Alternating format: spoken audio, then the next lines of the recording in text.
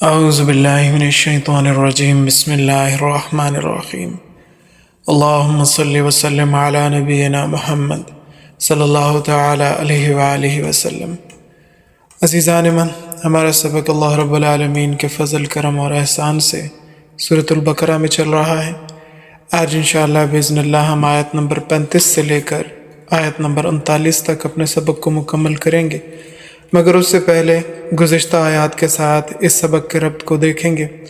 پچھلے سبق کے اندر ہم نے پڑھا کہ اللہ تعالیٰ نے آدم علیہ السلام اور فرشتوں کا امتحان لیا۔ اس علمی امتحان میں آدم علیہ السلام کامیاب ہو گئے اور فرشتے کامیاب نہ ہو سکے۔ اللہ رب العالمین نے فرشتوں کو حکم دیا کہ آدم علیہ السلام کو سجدہ کرو۔ فرشتوں نے بغیر کسی کیل و کال، بغیر کسی بحث کے آدم علیہ السلام کو سجدہ کیا، جبکہ ابلیس لعین نے سجدہ کرنے سے انکار کر دیا اور کہا کہ میں اپنے سے کمتر اور پسماندہ کو سجدہ کیوں کروں، میں تو اس سے بہتر ہوں، کیونکہ وہ مٹی سے بنا ہے اور میں آگ سے پیدا کیا گیا ہوں۔ مولانا روم رحمہ اللہ تعالیٰ علیہ ایک بڑے صاحب حکمت بزرگ ہیں۔ ان کی ایک تصنیف ہے مثنوی شریف، جس کے اندر انہوں نے کہانیوں کی شکل میں توحید و سنت، اخلاص و تصوف کو بہت اچھے انداز میں سمجھایا۔ اس میں ایک حکایت نقل کرتے ہیں اور فرماتے ہیں کہ کاش ابلیس سلطان محمود غزنوی رحمہ اللہ تعالیٰ علیہ کے غلام ایاز سے ہی سبق سیکھ لیتا۔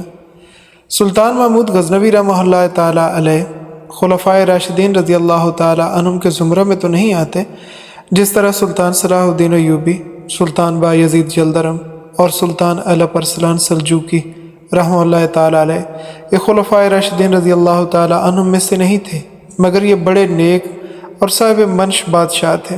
سلطان صلاح الدین ایوبی رحمہ اللہ تعالیٰ علیہ نے اپنے دور کے اندر دشمنان اسلام کو ایک طرح سے نکیل ڈالی ہوئی تھی۔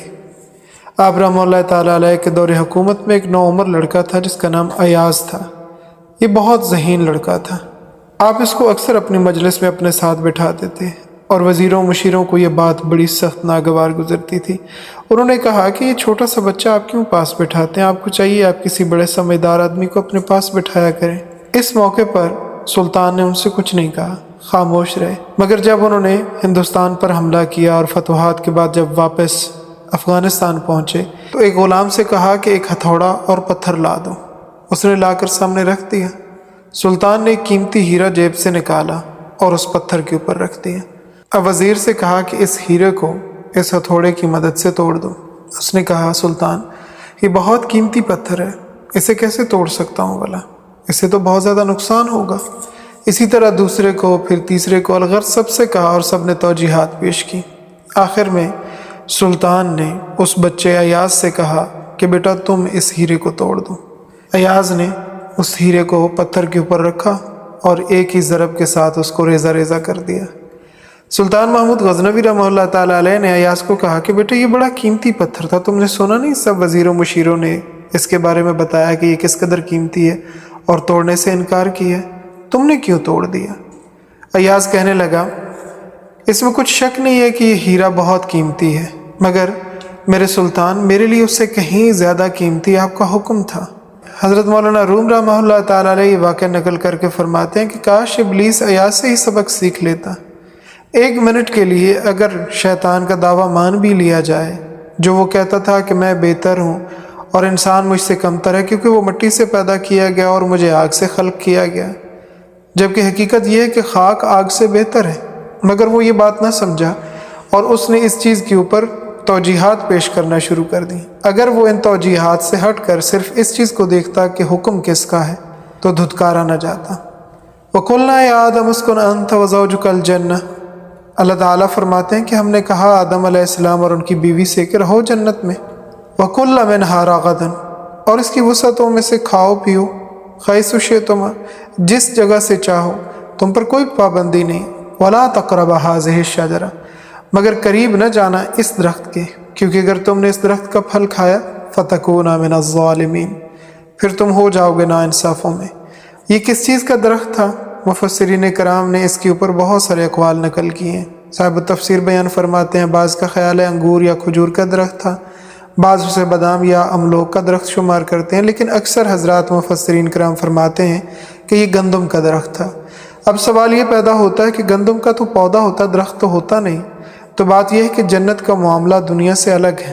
جو یہاں پہ پودے ہیں وہ جنت میں درخت ہیں، ان کو اس درخت سے کھانے پر ابلیس نے اکسایا۔ قرآن پاک میں آتا ہے وَقَاسَمَهُمَا إِنِّي لَكُمَا لَمِنَ النَّاصِحِينَ۔ ابلیس لعین نے دونوں کے سامنے یعنی اماں حوا سلام اللہ علیہ اور حضرت آدم علیہ السلام کے سامنے جا کر قسم کھائی اور ان سے کہا کہ میں تمہارا بڑا خیر خواہ ہوں، تمہاری بھلائی کی بات تم سے کر رہا ہوں، اور وہ بھلائی کی بات یہ ہے کہ اس درخت سے تمہیں اللہ تعالیٰ نے اس لیے منع فرمایا ہے کہ اگر تم اس درخت سے کھا لو گے تو ہمیشہ ہمیشہ جنت میں رہو گے۔ یعنی اس نے الٹی گنگا چلائی۔ حضرت آدم علیہ السلام نے خیال فرمایا کہ ابلیس ہے مگر اللہ تعالیٰ کی قسم اٹھا کر جھوٹ تو نہیں بولتا ہوگا نا۔ الٹی گنگا اس نے اس طرح سے چلائی کہ اللہ رب العالمین ارشاد فرما رہے ہیں کہ اگر تم اس میں سے کھاؤ گے تو تم ناانصافوں میں سے ہو جاؤ گے، جبکہ وہ کہہ رہا ہے کہ تم اگر اس میں سے کھا لو گے تو ہمیشہ ہمیشہ جنت میں قیام ملے گا۔ فَلَمَّا ذَاقَ الشَّجَرَةَ، پس جب انہوں نے اس درخت کے پھل کو چکھا، بَدَتْ لَهُمَا سَوْآتُهُمَا، ان کے ستر کھل گئے، وَطَفِقَ يَخْصِفَانِ عَلَيْهِمَا مِنْ وَرَقِ الْجَنَّةِ، وہ لگے اپنے اوپر جوڑنے بہشت کے پتے، یعنی اپنا ستر چھپانے کے لیے درختوں کے پتے اپنے ارد گرد لپیٹنے کی کوشش کرنے لگے۔ کھانا تو دور کی بات ہے، دونوں نے محض چکھا ہی تھا کہ اللہ تعالیٰ نے فرشتوں کو حکم دیا کہ ان کے ستر کھول دو، اور اللہ تعالیٰ کی شان کے درخت بھی بگڑ گئے۔ ستر پوشی کے لیے پتے پتے کے لیے جس درخت کے قریب جاتے اس کی ٹہنیاں اوپر ہو جاتی۔ بالآخر انجیر کے درخت کے پتے حاصل ہوئے اور اس سے انہوں نے اپنے ستر کو ڈھانپا۔ اللہ تبارک و تعالیٰ نے فرمایا الم انہاکما ان تلکما الشجرۃ، میں نے تمہیں اس درخت کے قریب جانے سے منع نہیں کیا تھا؟ وَأَقُلْ لَكُمَا إِنَّ الشَّيْطَانَ لَكُمَا عَدُوٌّ مُّبِينٌ، اور تمہیں یہ نہیں کہا تھا کہ شیطان تمہارا کھلا دشمن ہے۔ حضرت آدم علیہ السلام نے رب تعالیٰ کے سامنے کوئی حجت بازی پیش نہیں کی، کوئی توجیحات، کوئی دلائل نہیں دیے۔ حالانکہ اگر منطق لڑاتے تو کہہ سکتے تھے کہ پروردگار ابلیس سے پوچھے اس نے جھوٹی قسمیں کھا کر کیوں دھوکہ دیا، اصل مجرم تو وہ ہے، اور بھی بہت کچھ کہہ سکتے تھے، مگر آدم علیہ السلام نے تمام چکر کاٹنے کے بجائے عاجزی کو اختیار کیا، شروع ہی سے تسلیم کر لیا اور بغیر کیل و کال کے اپنی شرافت کا ثبوت دیا۔ قال ربنا ظلمنا انفسنا وان لم تغفر لنا وترحمنا لنكونن من الخاسرین، دونوں نے کہا، حضرت آدم علیہ السلام نے اور اماں حوا سلام اللہ علیہ نے، اے ہمارے پروردگار، ہم نے اپنی جانوں پر ظلم کیا، تو ہمیں معاف کر دے، اگر ہمیں معاف نہیں کرے گا تو ہم کس سے معافی مانگیں گے؟ تو اگر ہم پر رحم نہیں کرے گا تو ہم خسارے میں ہوں گے۔ یہی انسان کی شرافت ہے کہ رب تعالیٰ کے حکم کے سامنے اکڑتا نہیں، تکبر نہیں کرتا۔ اب رہی یہ بات کہ آدم علیہ السلام سے یہ خطا کیوں ہوئی، اس درخت کا پھل کھا لیا۔ امام بغوی رحمہ اللہ تعالیٰ علیہ بہت بڑے مفسر ہیں، وہ فرماتے ہیں کہ اللہ تعالیٰ نے فرمایا لا تقربا هذه الشجرہ، اس درخت کے قریب نہ جانا، تو جس درخت کی طرف اشارہ کر کے اللہ رب العالمین نے فرمایا تھا، انہوں نے وہ مخصوص درخت سمجھا اور اس کے قریب نہیں گئے، جبکہ اسی نوع کے کسی دوسرے درخت سے کھا لیا، یہ غلطی ہو گئی۔ دوسری وجہ وہ یہ فرماتے ہیں کہ حضرت آدم علیہ السلام نے اس نہی کو نہی تحریمی نہیں سمجھا بلکہ نہی تنزیہی سمجھا، اور نہی تنزیہی کا مطلب یہ ہے کہ اس سے نہ کھانا بہتر ہے، اگر کھا لیا تو گناہ نہیں ہوگا۔ اور تیسری وجہ یہ بیان فرماتے ہیں کہ شیطان کی قسم سے مغالطہ ہوا، کہ بھلا کوئی جھوٹی قسم بھی رب کی کھا سکتا ہے، اور یہ جو قسم اٹھا کر کہہ رہا ہے کہ تم کھا لو، تو شاید ایسا ہو کہ اللہ تعالیٰ نے جو پہلا حکم دیا تھا کہ اگر اس میں سے کھاؤ گے تو ناانصافوں میں سے ہو جاؤ گے، اور یہ حکم منسوخ ہو گیا اور ابلیس اس کے بارے میں جانتا ہو۔ بہرحال کچھ بھی ہوا، یہ مقدر تھا کہ حضرت آدم علیہ السلام اور حضرت حوا سلام اللہ علیہ کو زمین پر اترنا تھا، سو اتار دیے گئے۔ اللہ تعالیٰ فرماتے ہیں فَأَزَلَّهُمَ الشَّيْطَانُ عَنْهَا، بس پھسلایا ان دونوں کو شیطان نے اس درخت سے، اور نتیجہ کیا نکلا؟ فَأَخْرَجَهُمَا مِمَّا كَانَ فِيهِ، وہ نکال دیے گئے اس جگہ سے، ان خوشیوں سے، ان نعمتوں میں سے جن میں وہ رہ رہے تھے۔ وَقُلْنَا اهْبِطُوا، اور کہا ہم نے اتر جاؤ، بَعْضُكُمْ لِبَعْضٍ عَدُوٌّ، تم میں سے بعض کے دشمن ہوں گے، اور اس میں کوئی شک نہیں ہے۔ آج ہم دیکھتے ہیں روز خبریں ملتی ہیں، باپ نے بیٹے کو، بیٹے نے باپ کو، بیوی نے شوہر کو، شوہر نے بیوی کو، بھائی نے بھائی کو قتل کر دیا۔ صاحب تفسیر نے ایک قول یہ بھی نقل کیا ہے کہ آدم علیہ السلام کو سری لنکا کے جزیرے سراندیپ میں اتارا گیا، جبکہ اماں حوا سلام اللہ علیہ کو سرزمین عرب میں، اور دونوں ایک دوسرے کو تلاش کرتے رہے یہاں تک کہ عرفات کے میدان میں دونوں کی ملاقات ہوئی۔ عرفات اسی وجہ سے کہا جاتا ہے کیونکہ عرفات کا معنی ہے شناخت کی جگہ، تو حضرت آدم اور حوا سلام اللہ علیہ نے ایک دوسرے کی اس جگہ پر شناخت کی تھی۔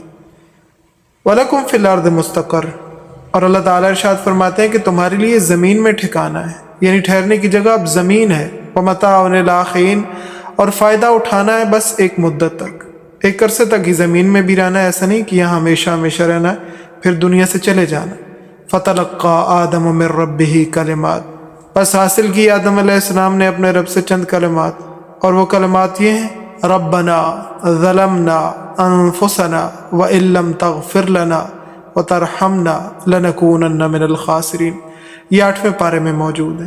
فتاب علیہ، پس اللہ تعالیٰ نے رجوع کیا ان پر، یعنی ان کی توبہ قبول فرمائی، انہیں معاف کر دیا۔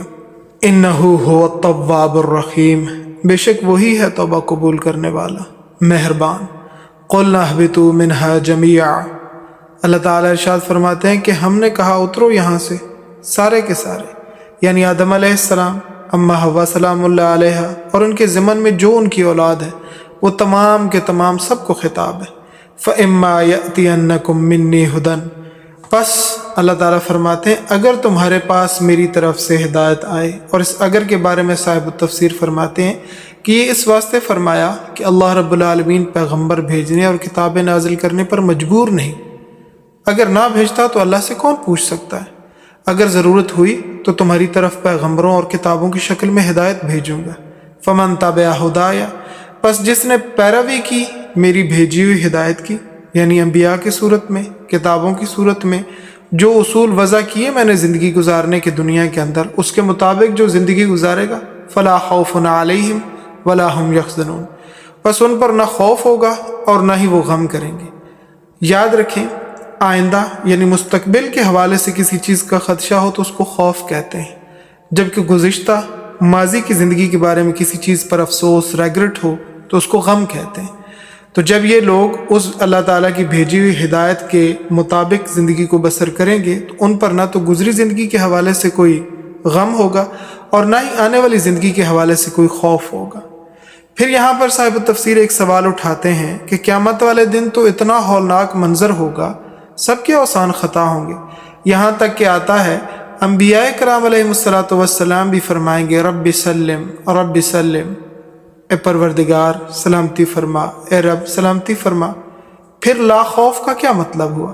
اس کے جواب میں حضرت شیخ الہند مولانا محمود الحسن رحمہ اللہ تعالی علیہ فرماتے ہیں کہ خوف دو طرح کا ہوتا ہے، ایک تو وہ جو انسان کے ساتھ تعلق رکھتا ہے، یعنی کسی انسان سے کوئی جرم سرزد ہوا ہے تو وہ اس جرم کی سزا کے خوف سے خوف زدہ ہو، جبکہ دوسرا ایسا ہوتا ہے اس میں انسان کا جرم نہیں ہوتا، اس کا خوف اس وجہ سے ہوتا ہے کہ جس بادشاہ کے سامنے پیش کیا جا رہا ہے، اس کا قہر، اس کا جلال، اس کی ہیبت، اس کے سبب وہ خوف زدہ ہوتا ہے۔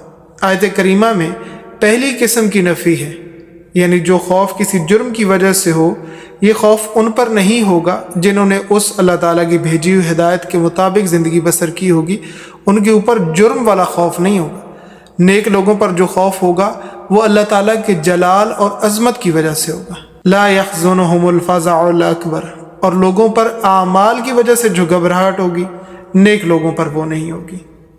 والذین کفروا، اور جنہوں نے کفر کیا، وکذبوا بآیاتنا، اور جھٹلایا ہماری آیات کو، اولئک اصحاب النار، وہی لوگ دوزخ والے ہیں، ہم فیہا خالدون، اور دوزخ میں وہ ہمیشہ ہمیشہ رہا کریں گے، جلیں گے، نکلنے کا کوئی سوال نہیں۔